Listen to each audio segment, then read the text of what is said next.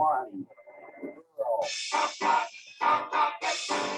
real people, real issues. Real life. Talk Recovery Radio. Live from the heart of the downtown east side, it's Talk Recovery Radio with Giuseppe Ganci and Darren Gaylor on Vancouver's Co-op Radio, CFRO 100.5 FM. From the streets to the studio, bringing you addiction recovery stories from real people with lived experience and real experts on today's issues. Tune in live every Thursday, noon to 1. Powered by New West Recovery. Real people, real issues, real life. Talk Recovery Radio. And good afternoon, Vancouver. Hello, hello. This is Giuseppe Ganci, and I'm your co-host with Darren Gaylor. No, Darren's the co-host. I said that wrong. Hi, everyone. You can take the lead. Good morning. Yeah, exactly. Welcome to Talk Recovery. Yeah. It's always good to see your face, Giuseppe. Always good to see you too, Darren. 8 years of shows, hundreds of guests, thousands of listeners.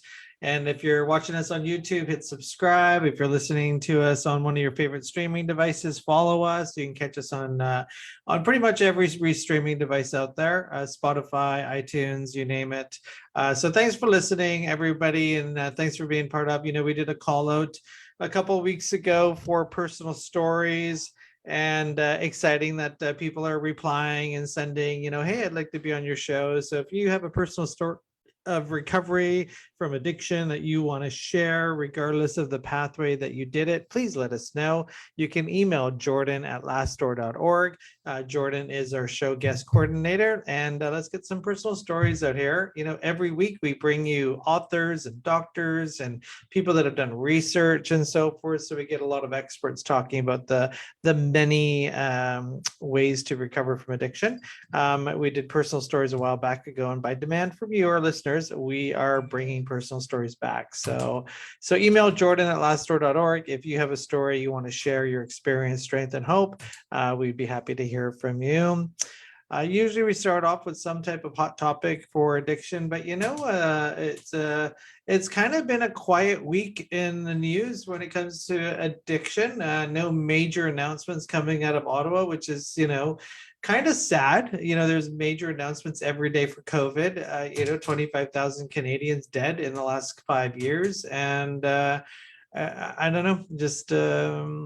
Well, I have been noticing, some more talk and news articles on, the psilocybin approach. I saw on the television the other night, my wife's like, come in, you got to check this out.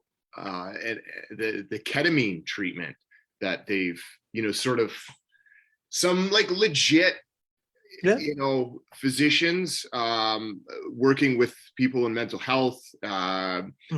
This guy that was being interviewed was working with veterans. And I mean, after the interview with the veteran that had been already, doing this ketamine treatment, I was like, I'm sold. You know what I mean? Like, I know there's always sort of that like one-sided approach when it comes to the news. It's one of those things where I think it has its place. Like we've sort of put these treatments off. I don't know by whose hand, but it's interesting to see. It's really interesting to hear.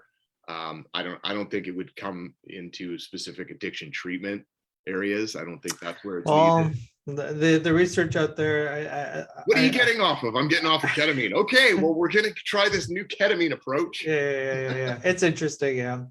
It's always something in the news going on in regards to microdosing and so forth. And for some people, it's working. For some people, it just like 12 steps, just like anything, everything works. And unfortunately, when it doesn't work, it becomes, the antichrist thing, and everybody, has to get on the bandwagon of stop it. I used to do so much ketamine. I just don't even want to. I can't even. For me, definitely not. Imagine? In my early 20s, ketamine was a huge problem in my life. You're listening to Talk Recovery Radio. We're coming to you live every Thursday. and on Vancouver Co-op Radio, CFRO 100.5 FM. Big shout out to them for giving us an hour on their radio station to play this show. So thank you. But Darren, I wanted to give you a couple minutes. Darren had a loss in his family and just wanted to give you an opportunity to share that, and my condolences. Yeah, I appreciate that. I mean, I brought it up last week. We've, our family's been well aware of granddad is who we refer him to, being sick. And yeah, he passed early yesterday morning at home. And it's interesting because, I had the position of, being an in-law. I've known the man, I've known Eric for, 15 years. He's been a granddad to my kids for the last 6. So, I mean, I've been able to grow a love and respect for the man. And, when they decided and he decided to be at home, they needed a lot of help. And fortunately enough, and I think this is the stuff that, human nature, we sort of like, oh no, like this is going to be hard, and as a stay-at-home dad, I don't have a 9-to-5 right now. And I live really close, and it allowed me to be the help. And, as a person in recovery, like, I think these things, they scare me a little bit, right? This whole thought and process, but I was taught something. It's a mantra in my life. I'm not always the perfect person. I can be petty at times. I can, be easily frustrated, but I've made a commitment as far as my recovery goes, that like when people need me, I show up, right? And it's never been more important than in this type of circumstance. And I came up with a sort of a quote in my reflection during this time that, what is a life worth living if not to be useful to the dying? And I felt like really honored in a sense of being a person in recovery and being able to, to come in and be that sort of help for, my wife, my kids, but for him as well. Like it's a tough time for people that are losing their function, and they're losing their sight and hearing and everything, and it felt like it was a blessing for me to be able to be there. And I guess that's just what I wanted to say, is that for those of us in recovery, like, we get to be pretty important to those that need us in those times. And I felt really grateful for that. Like, I felt really grateful just to have the ability to even recognize an that, able because human being. Because Yeah. before, you're just I could show up. That's what recovery is: the ability to recognize that this is what's going on, and the means to get more, and all that stuff that's blocking, your perception of reality. That's addiction, and being able, and people are like, think recovery is, about AA. I don't know why people say that. It's not. Recovery is this, being at the hospital with your family and being present, and not being the one that takes over whatever's going on in the family's life with your own problems. It's like, my life is on hold. I'm going to be here for my family. Yeah. Thanks, Darren, for sharing that. So we've got 2 amazing guests today on the show. We're going to try to get all their information in the next 50 minutes, which I think we can. We've done it before. So we're going to bring in our first guest, who's in the waiting room right now. Darren, who do we get to talk recovery with first today? Yeah, we get to talk recovery with Sue Bowles, author, master certified life coach, speaker. I mean, this is great. We can talk about your book. It's called This Much I Know, The Space Between. And as I was just speaking with Giuseppe, we just had a loss in our family. And I mean, for me, it was, driving from here to there, picking up the kids, and that time where I usually just, throw on the radio, throw on the music, I kept it off. And for purpose of, what am I thinking? What am I feeling? What's going on? Like, pay attention to myself. So maybe I just spoke with some of the reason behind the title, but like what is the space between? What is that? Sure. Well, Darren, first of all, let me express my condolences for your loss. I was my mom's caregiver. We lost her 15 months ago. So I do understand. She lived right across the hallway from me. So I understand. So, and being in recovery, I understand that side of things too. So the book is called This Much I Know, The Space Between. And it shares my healing story. It shares, first of all, my story. The concept of behind This Much I Know is that's my story. All of us have a story. And that's the one thing nobody can take from us. It's our story. So the first half talks about my story in a lot of detail with a lot of the trauma that I went through.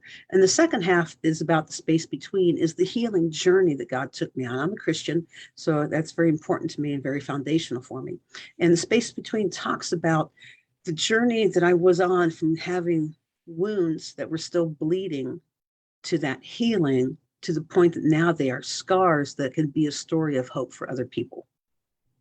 Amazing. I mean, I know in the world of like molecules and atoms, the space between is referenced as the void or like a vacuum. Yeah. And as I was thinking about that, it's very much true in the sense of our emotional experience, and that space between trauma and healing. Mm-hmm. It's often feeling like that, like a void, like we don't know what the next step is. Mm-hmm. And what is it what's leading our intentions at that point? What's leading our ability to make decisions and choose whether we seek therapies and help or destructive behaviors? Have you got some insight around that?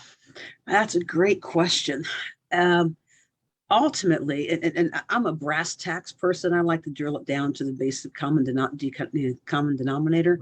For me, I believe it comes down to a willingness. How willing am I to take off my mask, to look myself square in the mirror and really face what's going on? All of us wear masks.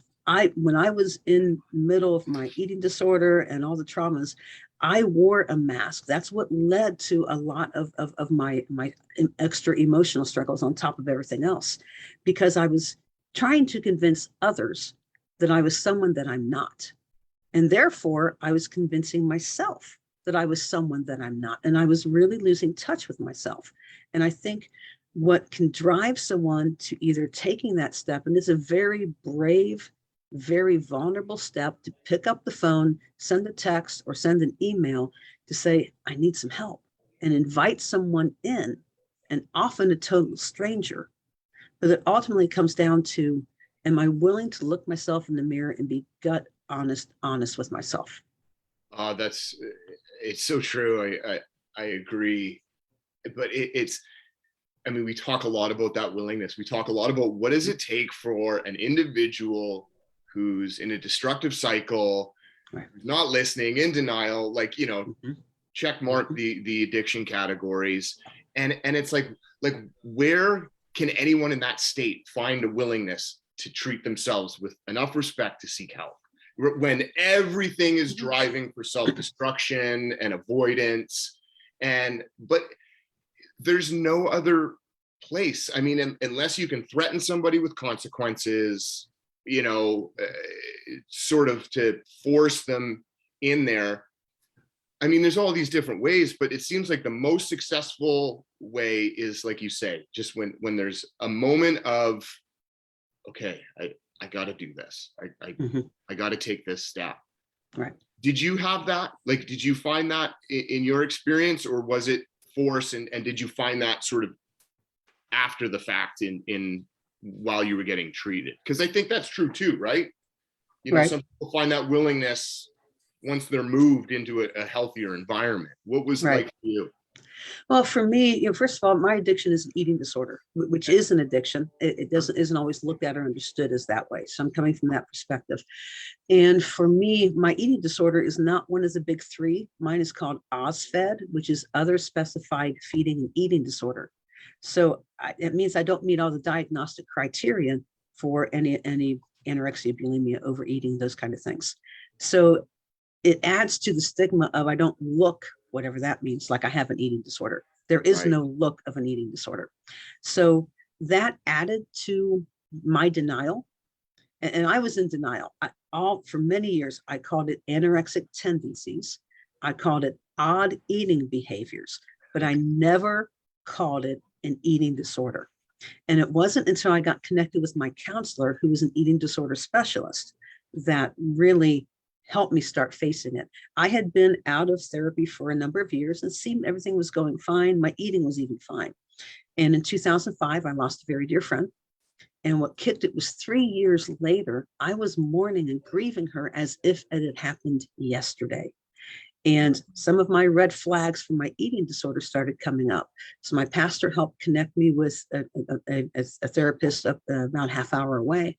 And we ended up talking, and I looked at her after a couple sessions and said, "What do you think it is? What's kicking this?" And she said, "I think it's just a bunch of unresolved issues." But even then, that was 2008. I am still with her. I just saw her last night. We're going on 14 years. And I have no shame in saying that, because I would not be where I am now without her involvement in my life.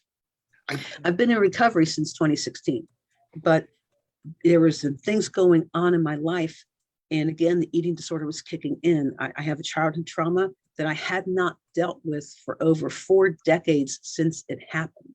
Right. So we were dealing with that. That brought up all the emotions. For an eating disorder, emotions are not your friend. So I had a double fight going on, and my eating disorder behavior started kicking in. And so she was relentless at that point about needing to get a dietitian involved. And it was finally and I looked and said, "Is it really that bad?" Because I was fighting it. And we'd had this discussion before, and I was able to dodge the bullet up to then. And she looked at me and said, "Yes, it is." And I was not going to win that round. And I'm so glad now, even though that whole process for a year was just gut wrenching, but I wouldn't trade it for the world now, because now I am where I am because of that, because somebody cared enough to put it on the line with me.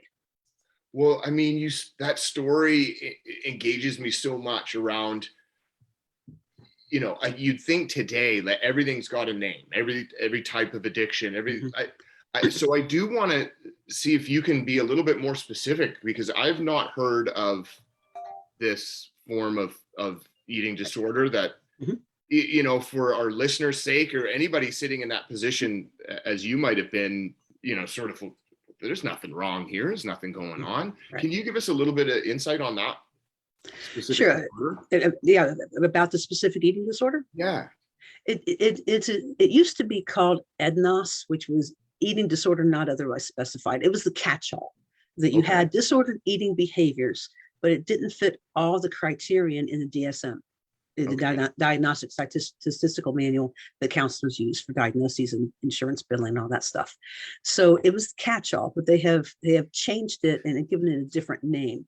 And all what that means is that I have disordered eating. I had a bad relationship with food, and it showed in my eating behavior, but I didn't fit all the check marks. I didn't have the weight loss associated with anorexia. I didn't have the purging associated with bulimia. I didn't have the overeating, but I was still unhealthy. So it's a more general one. It is actually much more common than people think. And it's even harder, again, because there's such a stigma and an assumption of what a eating disorder, quote unquote, looks like. There is no look of an eating disorder. If I didn't tell you, I'm glad that you even said that, because that's actually across the board when it comes to all addictions. Right. Because I'm in a treatment center, and so we hear it every day. My addiction's I'm not doing. That's not what I do. I didn't push a shopping cart. I didn't sit on a bench with a paper bag drinking my booze. I mean, really, what is addiction? And we always tell people, when you say you have a problem with something and you want to change, that's where the help starts. Somebody can smoke heroin every day and not be an addict. Okay. If that's what you think, you know what I mean? Like, we might have a difference of opinion on that. We might have a difference of an opinion, but I don't need no manual to tell me that you're not a heroin addict or that you are. I think it's what's in your heart. So if you feel that you have an eating disorder, so what did you do to, first of all, coming to terms with your eating disorder, when did you know this is a problem? And because if the doctor's telling you, oh, just, eat, drink diet pop, whatever the doc, if it's not serious enough to be an eating Right. disorder according to the manual, when Right. did you decide that? Because that answer will help a lot of people decide Mhm. whether or not they have a problem with money, spending, shopping, gambling, video games. I knew, but I didn't want to face it. Because, and again, it was that mask that was going on. So I kind of knew something was wrong, and I was trying to deal with it. My weight fluctuated. I was at some unhealthy weights at one point in time. My counselor at one point in time looked at me and said, "You have one last chance to show me you can gain weight, or we're talking treatment." And so again, I had somebody in my face, which I needed, but it was someone I trusted and invited in. But I think for me, as I started becoming a little healthier emotionally and more in touch with myself, I started being able to identify what my red flag behaviors are. And for one of them is when I open the refrigerator door, I get overwhelmed with the food choice. I shut the refrigerator door and I just don't eat, or I snack. That was what was starting to happen for me. So a lot of it comes to self-awareness.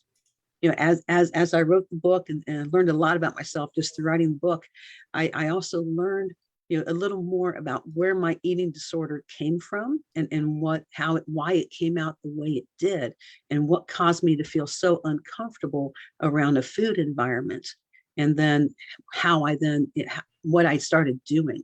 So I wish there was an easy way to convince somebody.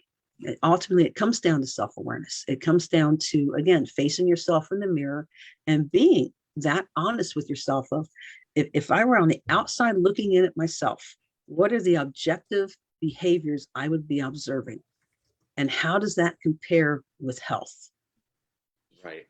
And I think you speak to a larger story of when and if there's unresolved traumas, like you said, decades old, most chance, whatever it is we're focusing most of our thoughts and mental time on, it could probably become, or already is, the symptom of that unresolved trauma. Right. Where, you don't have to be, obese to then say, oh, okay, I have an eating disorder. I mean, the truth is you're someone, like you said, that went through a lot, that had not attempted any therapy towards that specifically. Right.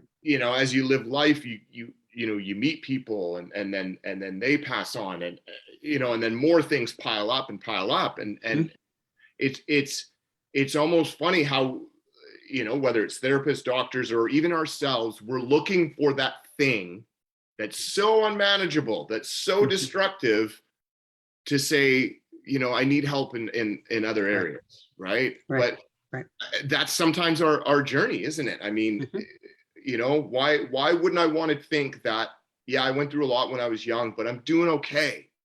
Like I'm doing all right. I'm not as bad as that guy. Like that's pretty natural. Right. So my question is, in reference to, the space between that idea, you say here, it's that gray area of uncertainty. Thoughts of like, what is the point? I'm too far gone. Am I able to make a difference? Do I wonder if my life will ever matter? I mean, that's what we're going through life with. Right. Is there a way that space between isn't always sort of self-destructive? Like, does the space between now for you come with positivity, and or is it still sort of that little voice that says you're not worthy? I mean, that whisper is still there at times, and I have, as I've gone through my healing journey, and as one of the critical things I learned early in my eating disorder recovery was that I am not my eating disorder, and my dietitian helped me really start being able to separate what I gave my eating disorder name of Ed, and it's very helpful in treatment to do that, and in therapy to do that, recovery. So I started being able to understand when the thoughts in my head were Ed's versus mine. Now that Okay. happened because I was finally starting to feed myself the way I needed to, the way my body is designed to need nutrition. And one of the byproducts of that, as it started being able to trust me that I was going to give it what it needed, when it needed it on a consistent basis, was that then it started operating the way it's designed to. So when I started hearing these different whispers, for me, I literally said out loud, Ed, shut up. I needed to hear myself say it because it helped separate myself from my behavior, or from the behavior, not my behavior. And that made a world of difference. And I think, having that awareness, is huge. So the space between for me now has it's all good. It is all good. I am so thankful to be where I am today. If you had told me 7, 8 years ago I would be doing today what I am doing, I would have laughed you off the face of the earth. Yeah. Because I didn't believe it was possible. I was too screwed up, too far gone, and I was a waste of space. That's where I was at that point in time. That's what the culmination of not dealing with traumas had come to, because after that, all the lies, it's scientifically proven. You can see the scans on the internet. Trauma rewires your brain. So, but the good news is it can also learn new paths as it learns to learns to think differently. So here I was 7 years old having my childhood trauma, not telling anyone to my senior year of college. So 15 years, and not dealing with it until 40 plus years after the event. There was a whole lot of stuff in my head that had to get figured out. Yeah, sure. But now I can tell you that, here I am, being able to share my story, being a voice of hope for others. So that space between is all good now, because while I still have stuff I'm dealing with, I'm on the other side of the majority of it. And because I have that foundation now, because I know I'm not my eating disorder, I can acknowledge it and recognize it. And I have a plan. And I also have a treatment team, and I have that support. Nobody can recover on their own. That goes for whatever you are dealing with. My brother is in recovery from alcoholism, so is my dad. And my brother said the first time he tried self-sponsorship and he realized he fell flat on his face. Same thing. You cannot recover without help. I love that you say that. And I don't want to speak for you, but as a Christian, or people that they want to find that, they want to seek that out. When we say we can't do this on our own, they go only to that. Mm-hmm. And you're speaking of a dietitian, right? A therapist, ongoing. What was that experience like for you? Did you have to find God first? Did it have to come together? Was there a struggle there in that process of who is there to help you, and how God helps you, and how other human beings help you? Sure. I came to Christ. I became a Christian in my senior year of college, so 1985, and that summer in between before I graduated. So I already had that foundation, and I was growing in that. However, within that, and I hate to say this, but there are a lot of issues with Christians don't always know how to deal with mental health issues. And unfortunately, because of misbeliefs about different things, they may portray that to other people. So yes, there are people out there that say, oh, you shouldn't get help. You should just pray it away. You don't have enough faith. Right. I call baloney, because we are fallen people. We live in a fallen world, and addictions and needing help and whatever else is going on are part of that environment, part of that culture, that environment, that nature that we have. But also because of that, God also uses other people. He hasn't called us to live life alone. So he uses other people.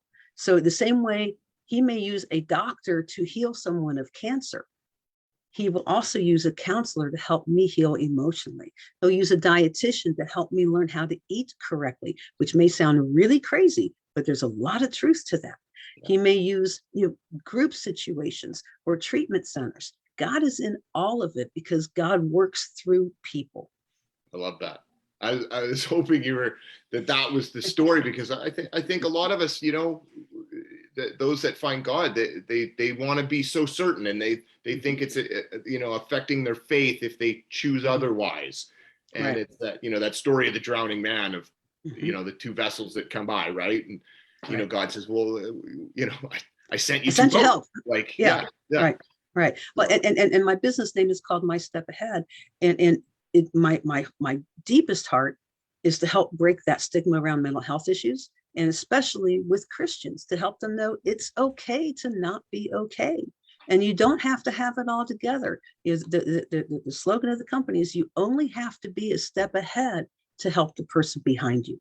I love that. I was just going to read that off. I underlined that, you know, all it takes to help that person behind you is to be one step ahead. And I think if you're getting clean today, that you can become by tomorrow the person a step ahead of someone behind, you know, and that's the wonderful thing. And if we stay the course, I mean, we become like amazing messages and signs of hope for those around us.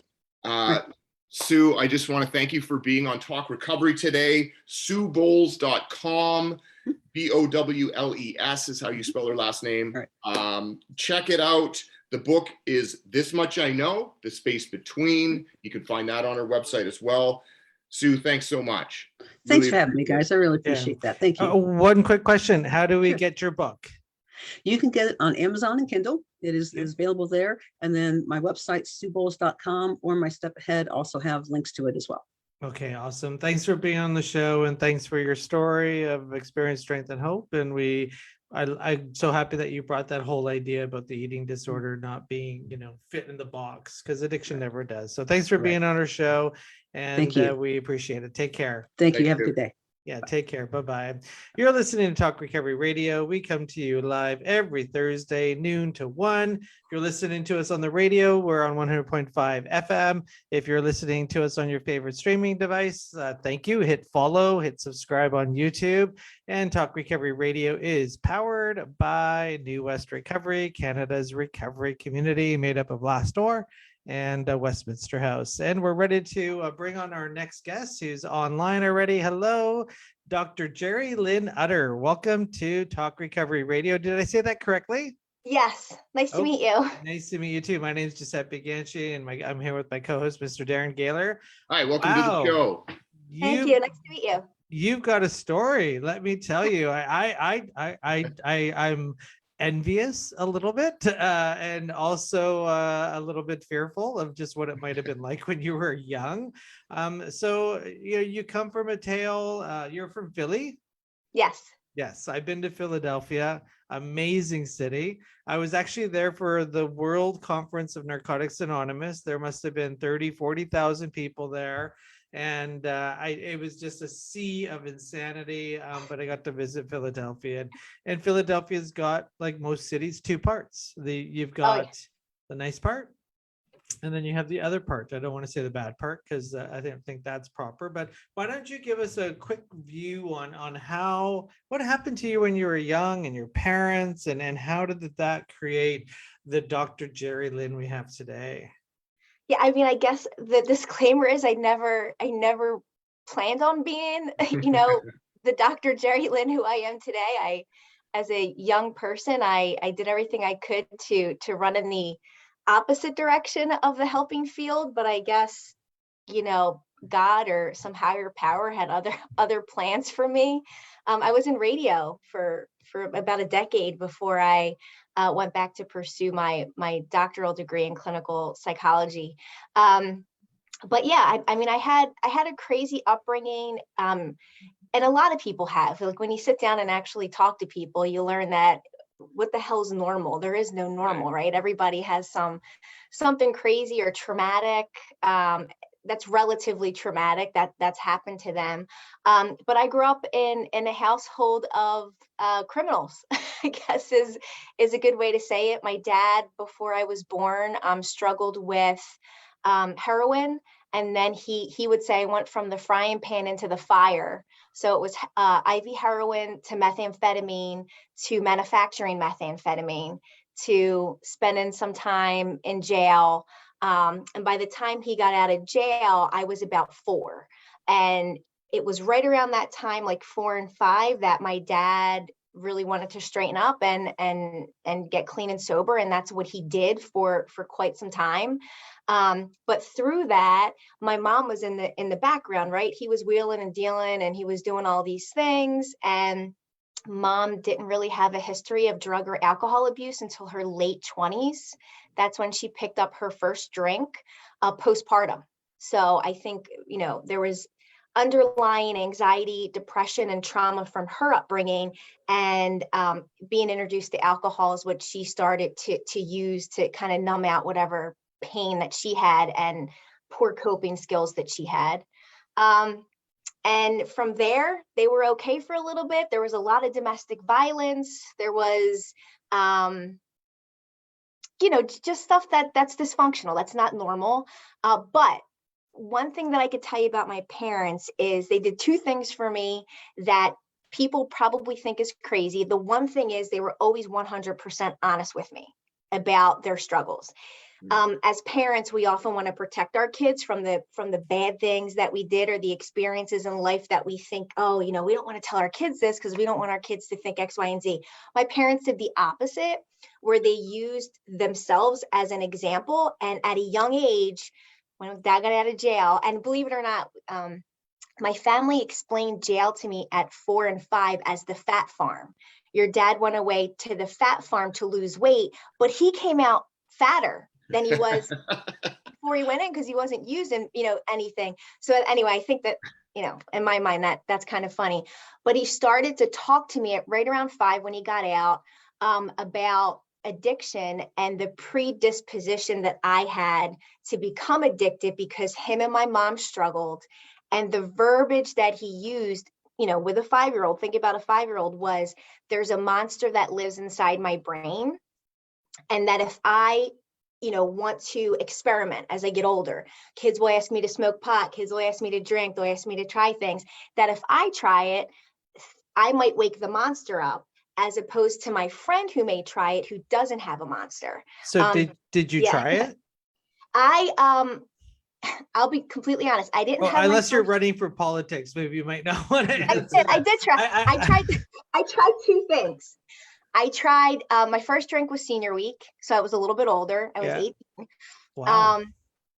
Didn't like, so that's really interesting to me. My first drink was not when I was 18. I was a lot younger than that. I think it was in grade 9, passed out at my desk.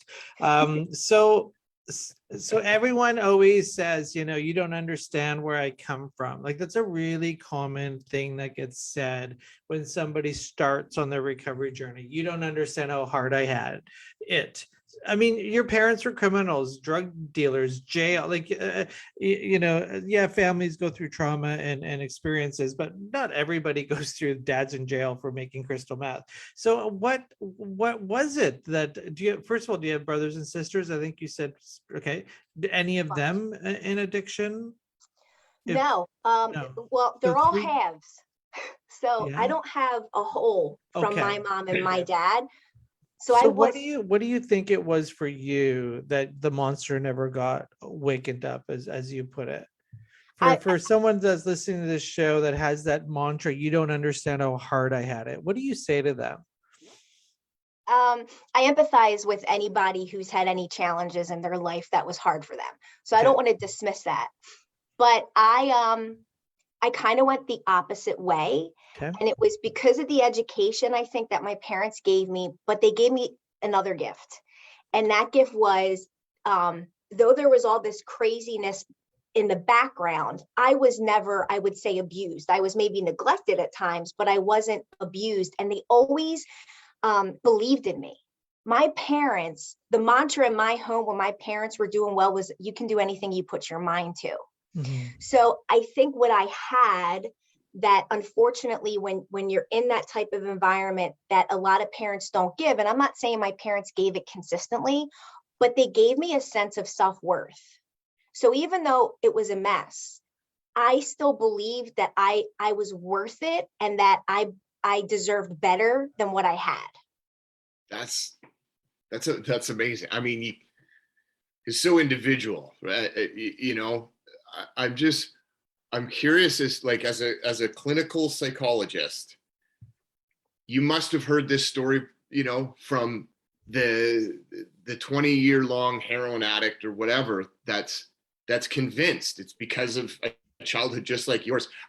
How do you hold back personally, to somebody who's sort of, that's the excuse, that's why they are when you are proof that that's not true?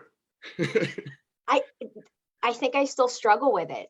Yeah. I was like on a board meeting. I was talking to an organization, and the woman said to me, what you're saying is great. I intellectualize. It's my coping strategy, right? I'm a shrink. Right. So I've self-analyzed myself 85 different freaking thousand ways. And I've been in therapy myself. I need to, for me, I need an answer. So like, I need to understand why. And the fact that there's not an answer doesn't sit well with me. So that's the answer. Those two reasons they gave you is what makes me feel good about the shit that I went through. Is it right? I don't know. This one woman says to me, I think it's just luck. Like you just lucked out.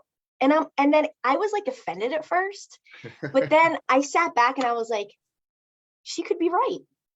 Yeah. Maybe it just skipped me. Maybe I dodged a bullet. It's the same thing with people that come from these amazing families. I mean, you don't know how amazing they are, and their kids, slamming dope in the alleys of Hastings, and they played hockey, they went on holidays, they got Christmas presents, they had an amazing life, and they're on the sports team. I believe the why piece, and you're probably going to hate this. I don't think me personally, I don't think we're ever going to figure out the true why, and because that's like the mystery of life. Like we've been trying to figure it out, why we even breathe every day for centuries, and everybody has their hold on religious beliefs and all that kind of stuff. But will we ever really know? So I think we can, with your support as a doctor, help people to get well. And I think recovery is not the answer to your addiction. Recovery to me is just being able to live with yourself in today's world with whatever quirks and weird things you do, and without ending up hurting yourself and others. So you wrote a book. Perfect. It's called Mainlining Philly. Love the name. So this book is intended for who? It's different than a lot of other books that have been written because yes, it could be for somebody who's in active addiction, no doubt. But I really wrote it for people who have loved ones that are struggling with addiction, so that they can see that they're not alone, because there's so much stigma, right, involved. And like you said, it could be, the hockey kid whose family goes on holiday, or the parents who are the surgeon or the lawyer. It could be anyone. But I would hope that somebody would pick it up who's in recovery, who has children or has a spouse or a partner or loved one, and reads it and is like, damn, like maybe I did do some damage, or kind of having them take a step back to see that their addiction is a systemic issue within their family of origin. Mm-hmm. So even though I wasn't shooting bags of dope, right, and struggling the same way that my parents were, I was still impacted in a way that has shaped me. And, I have damage like we all do, and I'm scarred like everyone is in life to some extent, but I had to change that internal dialogue from, let me go down that path and let me feel bad about myself, to, you're going to do something else and you're going to make a difference in whatever it is you do. Because again, I didn't plan on being a psychologist. I just didn't plan on it, but it ended up going full circle. And I look back now and I'm like, wow, this is it's pretty crazy. It's amazing. If I was a child that grew up in the perfect recipe for addiction themselves and didn't, I would want to psychoanalyze that whole situation, and I wonder, because there are clues there, even insight for parents raising kids that aren't in addiction, to just like that honesty you spoke about, that sort of, how soon do we expose a child to truth and matters of life, and how impactful that is rather than damaging, like how insightful that becomes. Do you speak a lot about, because now looking back in hindsight, like I'm sure you could see that, you know, maybe there was a bit of a scared straight, like, oh, I don't want to end up like my parents. I hear that a lot from kids from addictive homes. But I mean, there's a tightness, like they're wound tight and they have sort of issues in other areas. Like, you know what I mean? Can you see where it became like a sense of resolve? Did you find yourself bitter at your parents for ripping off your childhood? Like what was the growing part of learning as you were becoming a psychologist? You know, I don't know what my question is there, but there's so many. Well, I'm really interested. Like, were you choked with your parents? I mean, that's that. Like, did you forgive your parents? Was it needed? You know, all that kind of stuff. So today, just to kind of, so my relationships with both parents is very different. Dad had this larger than life personality. Like, dude was just like he was a force. Like, he'd walk into a room and he was just the kind of dude to where you were like, you're cool. Like, and it wasn't just me, it was just people were drawn to my father. He had a very magnetic personality, and he was when he talked to me, that's what he did. He talked to me and with me, not at me. Okay. As kids, we're talked at. You should do this and you should do that. And why don't you think of this? And what? But we don't give kids the benefit of the doubt of giving them a little bit of the education, right? Like, drugs are bad. Don't do them. Okay, cool. Where's the follow-up? Yeah. So I think they did a good job in the follow-up. But with my dad specifically, I didn't talk to him for 6 years. So at one point, I stopped talking to him. I think it was my sophomore year of high school, 10th grade, all the way till I graduated undergrad. My father was huge on education. From the time I was young, it was three things. It was family, education, and God, some form of a God, agnostically. My father wasn't super religious. And he said to me, I want you to be the first utter to graduate from college. So I didn't talk to this man for 6 years. He went from being clean and sober to buying a bar in the Kensington section of Philadelphia, which is the roughest section of Philadelphia, and started to drink. He became a full-blown alcoholic. So he went from heroin to meth, was clean for almost a decade, and then became an alcoholic. And with who he was with, I couldn't do it, and I didn't talk to him. So yeah, was I pissed at him for like a lot? I felt abandoned. I felt like, you're gonna, like, this chick's gonna come before me. And to boot, the chick was his first cousin. Let's leave that for another conversation. That's right? another show. Yeah. I left that out of the book, but we'll leave that for another. So I was pissed, but I reached back out to him after I graduated from undergrad to really stick it up his ass and to say, I did it without you. But in my heart, I wanted to reconnect. So I reconnected when I was 22, and we worked on our relationship. With my mom, it was from 13 until this past December. She had her first year of sobriety from all that time. Oh, wow. Yeah. And she lives with me now. Oh, wow. So mom was out there. She went from the pills to snorting heroin to IV heroin. And then her last go around was with IV fentanyl, because fentanyl here in the States and in Canada is pretty prevalent now. You don't see much heroin here. You see a lot of fentanyl. And she did it. And I can't take, the best advice I got from someone is you can't take credit as a clinician for someone's sobriety or recovery, just like you can't bear the burden of their relapse. So the rules with my mom were simple. It was, I can't do it anymore because I did all that. I enabled, I gave money, the stories, whatever I did it all. Had no boundaries, was super worried, then went through the phase of being mad, hating her guts, hope she drops dead, don't even talk to me, right? I did all that. And then it got to the point where it was like, when you're ready to get clean, Mom, call me. You can call me at 3 o'clock in the morning and I'll roll up, I'll come get you. But our next ride is directly to treatment. There's no stop offs, because there was a lot of, there's a lot of wheeling and dealing I want to do, I'll do tomorrow.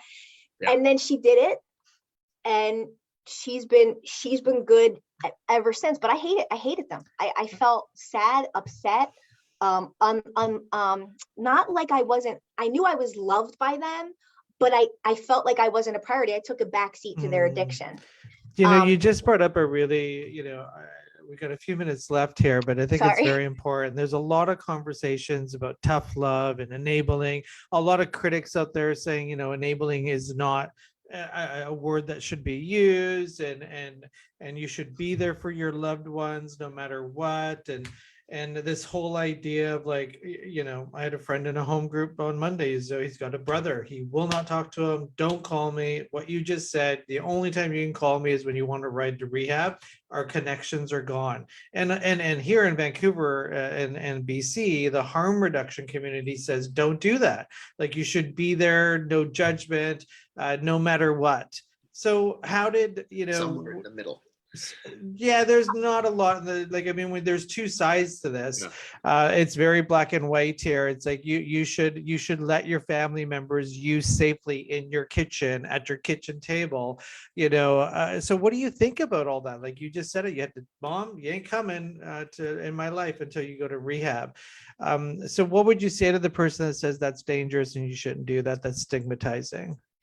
I'm not looking at it at that point. I'm not looking at this where my mom was first in that dynamic, because I had to learn through 2 decades that my feelings matter and that I had to protect my own heart and my own head.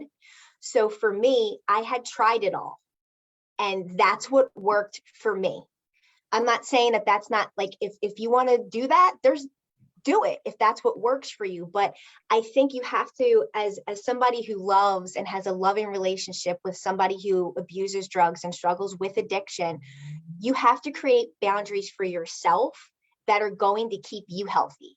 And for me, that's what worked. Now, she would call and there were different things that I would do, but I had to do what was right for me. My father harbored a lot of guilt about my mom, but he gave me one piece of advice, and I have to watch in clinical treatment that my countertransference doesn't bleed in, right? He said, she could be the worst person in the world. She could be, an addict. She could be, I'm talking to everyone, a prostitute. She could be the worst person in the world when it comes to herself, right? But you only get one mom, and she gave you life. And I can tell you as your father, even though we're divorced, that your mom loves you and she would do anything for you. So when he said that to me, I stopped all that shit where I'm never going to talk to her again. And I drew those lines that made me feel good. I think that paints a perfect picture, because, without that perspective, it's nothing but regret when it's just, cut off. And you're right, like, you're speaking so much of the psychology around, our parents, our first true love, really, like, and everything they are, they're heroes, they're guides, they're hypocrites, they're everything a human is going to be. And it's just amazing that, like, in and amongst that environment, that there's still the opportunity at some point in our lives to realize our parents were children as well, and they're making mistakes, maybe currently when I need them not to, but this is just the time they're making their mistakes, and I'm alive. And what kind of impact that is going to be for me. It doesn't always have to be negative, destructive, right? Like, no, I think empathy and grace is something that I had to learn, and getting my own treatment helped me with that. One psychological theory is, people talk about parenting. There's developmental psychologists, and about being a parent. You have all these parenting podcasts and all this great stuff. I'll boil it down real quick, because I have to remind myself of this. I have a 10-year-old and a 7-year-old. Do we talk about drugs already? Hell yeah. Does my mom talk to them? Hell yeah. Do they know the deal? Yeah. But for all the parents out there that are struggling, because we're not perfect. You don't have to be sticking a needle in your arm or snorting or smoking to be a bad parent. There are shitty parents out there that haven't touched a drug, right? And we're all shitty. Sometimes we're all shitty. So the psychological theory is you don't have to be a perfect parent. You just have to be a good enough parent, which means you're going to make mistakes. You're going to damage your kid in some way just by the fact that you're human, like you said, Darren, because you're human. You just have to be good enough. And half of the battle is actually just being present. If you're just present and you talk to them, good enough. That's I mean, one of the best spiritual awakenings. Like they tried their best, they did what they could. I mean, just the idea of having that realization that your parents are people. You know what I mean? Like I never comprehended that, you know, like obviously I knew they were human, but I never really grasped the idea that they were people just like me. And I would never want to hold up anybody to, you know, hold me up to what I hold people up to. I mean, I had to have that whole conversation in my head with recovery and with the help of others to get me to that place. Like, wow, you really hold your parents up pretty high standards. How about you? You know, if I was to measure me up to those standards, I'd fail. So, you know, this is I'm so glad that you were able to turn what could have been, you know, the story of a tragic life into the story of recovery and forgiveness and solutions and you've got that lived experience. So when you're sitting down with a patient, you know, you've got your professional certificates, but you've also got, you know, the healed, can I call them healed scars, the healed scars to say, you know what, I understand. So, and that's what this is all about, is sharing stories and sharing the opportunity of hope. You know, it's a wonderful story. So the book is called, oh my goodness, I have to scroll up on my screen. Sorry, Mainlining Philly. Great title, based on a great city, you know, Philadelphia. Very portable, the message though, and we really appreciate it. So how does one buy the book and get in touch with you and get connected? Is it also a documentary?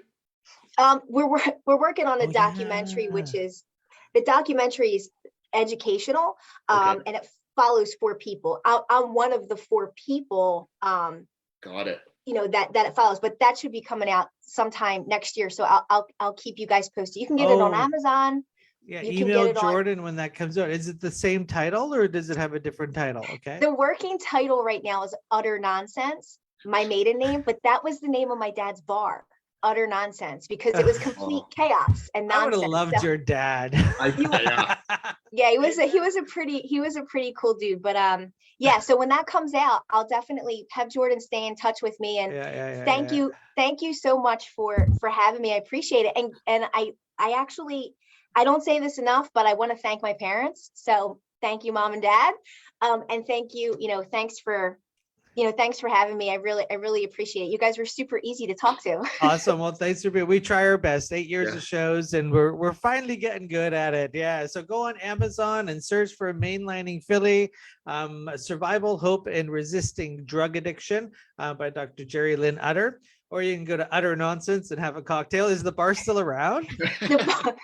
The bar is still there. The bricks are still there. It's not called Utter Nonsense anymore. Okay. But yeah, I learned a lot at that bar, but nice. Yeah, it was really cool. You're listening to Talk Recovery Radio, powered by New West Recovery. We come to you live every Thursday, noon to 1 on Talk Recovery Radio, 100.5 FM, or you can restream us on your favorite streaming device. Darren, always good to see you. See you next Thursday. Take care, Dr. Jerry Lynn, and we will see you all next Thursday. Bye, everyone. Take care.